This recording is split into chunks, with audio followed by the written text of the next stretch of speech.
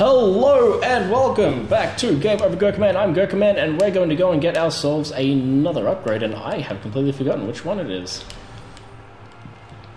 I guess we'll find out as we go. If you caught me last time, actually you've noticed that the music now has changed up on top of here too, so when you visit the Chozo ruins it actually changes the Talon Overworld music, which is kind of cool. This is a much more classical Metroid melody, which some of you may recognize. Okay, so on top of that blue moss I pointed out last episode, I should have pointed this out in the second one, we have these blue mushrooms here, which are Saturine, small iridescent mushroom, typically grows in dark, dank regions. So that seems fair enough, but there is an odd pattern on it, and that's going to be something that you'll be seeing quite a bit more of as the game progresses. It's almost like a little bit of foreshadowing, which is hard to do in a game that's designed like this, in a sort of semi-open world sort of way. Anyway, we're going to head back to Phendrana Drifts now that we have our double jumps. So I'm going to do myself a little bit of a jump cut once I'm in here. And when I get back, we are going to be in Phendrana Drifts, so I hope you'll join me there. Alright, we are back briefly for a particular little spot. This is, as you may remember, this is in Magmal Caverns. This is the mining facility, and now we have the double jump. We can actually get access to this little thing, so there's a nifty little item. There's one of those red crystals over there. They're interesting. Completely unrelated to Phazon, but there you go. Okay, so once we have the double jump, or the space jump, that gives us access to this rooftop area here, which is an interesting little spot. So first of all, we got this console here, which collapsible suspension bridge is functional but requires power. So here's this little thing here, which is basically in order to lower the bridge, you actually hop into here and you spin, and spinning actually, as you can see over there on the side, brings this bridge up. Why the Space Pirates have a mining facility that does that, I don't know. But anyway, there's a particular item here which we kind of really want, and as you may remember in the last episode, I said the first of the Chozo artifacts is in this area, and this is actually the first one you can access, so you need the fewest items for this, so we'll just obtain that. And that was the Artifact of Strength. So we now have our very first piece of Chozo artifact. And this is a room we will be coming back to later on as well, because there is another little thing here, which it's some of the Bendesium, which is a substance which we can't yet crack, but there is a particular little upgrade in there for an item of which there aren't many upgrades for, that is definitely well worth getting. So, oh, I was worried I wasn't going to make that, but I did. Alright, so now that we've got that, I'm going to head back to where I was going, and there's going to be another cut, so I'll see you in a moment in Phendrana.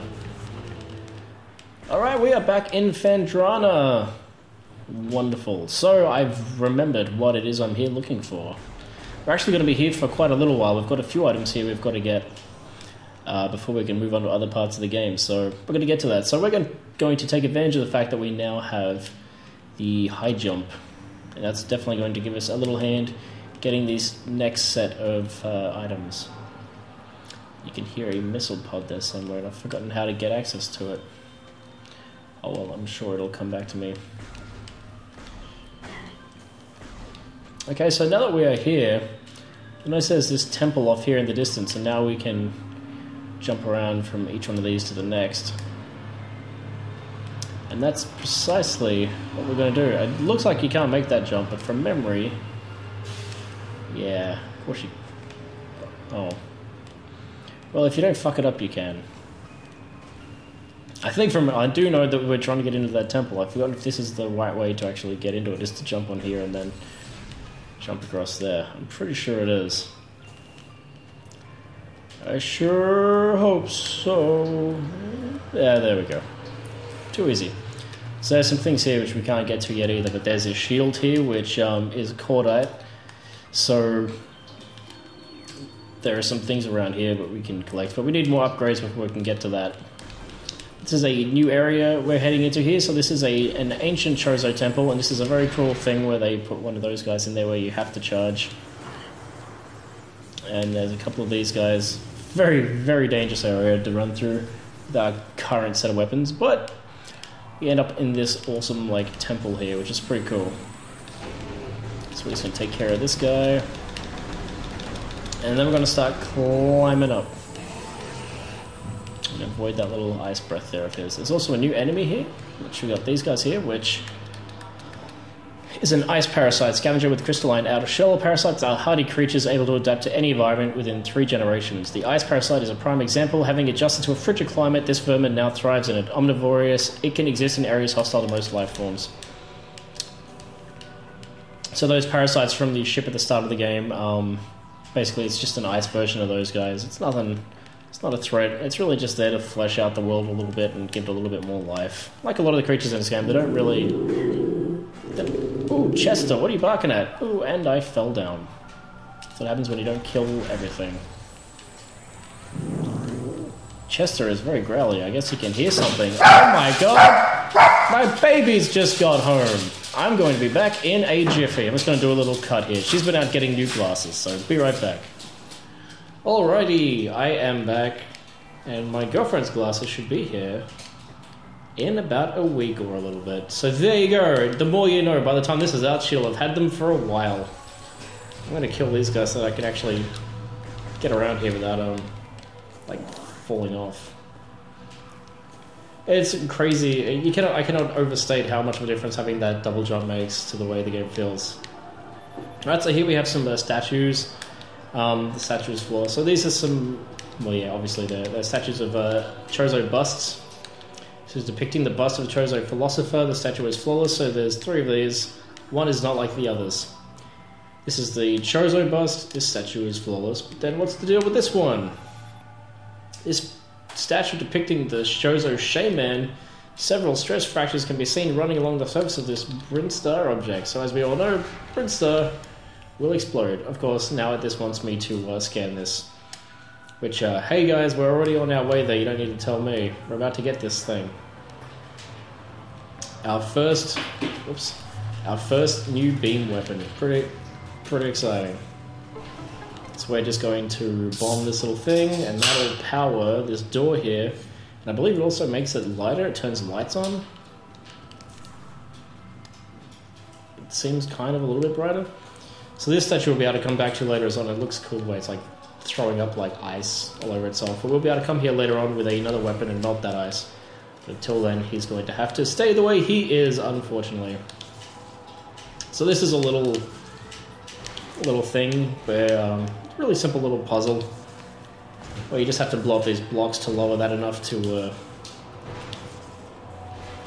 come up here. Do the same thing again here. It's kind of annoying, really. It just kind of takes up time. Doesn't really... Like, it's not like particularly fun or anything. It's just like a thing that's there, but whatever, I guess. I'm not going to complain about it. It only wasted a couple of seconds of time. It's not really a big deal. But here we have a new item over there, and that would be, if I can get close enough to scan it, the wave beam. So let's go get that, shall we? Nice and easy. Oh, maybe not. And you can see there's a purple door up there which is locked. That requires the wave beam to get into it. But for now we better take care of these guys. These guys aren't too bad, so it should be nice and easy. He's down already. A lot of people don't like this like enemy boss music. I kind of really enjoy it. It's kind of has that sort of like energy to it that you want in a terrifying situation like this where you're under attack from a bunch of shell-backed, ice-breathing things. The crystals all over their backs. Okay. This guy's almost down, and hopefully then we can pick up the... Nope, here comes another one. They're all going to be coming from somewhere. Come on, let me show me back. There we go. That wasn't so bad. I just heard more rumbling. Does that mean there's another one? Yes, there is another one. This is the mummy. And it can be quite intimidating the first time you fight it. So this is the Sheegoth, the supreme predator of the Phendrana Drifts. The Sheegoths are invulnerable to most beam weapons. The crystals on their back absorb energy, which they can fire at prey.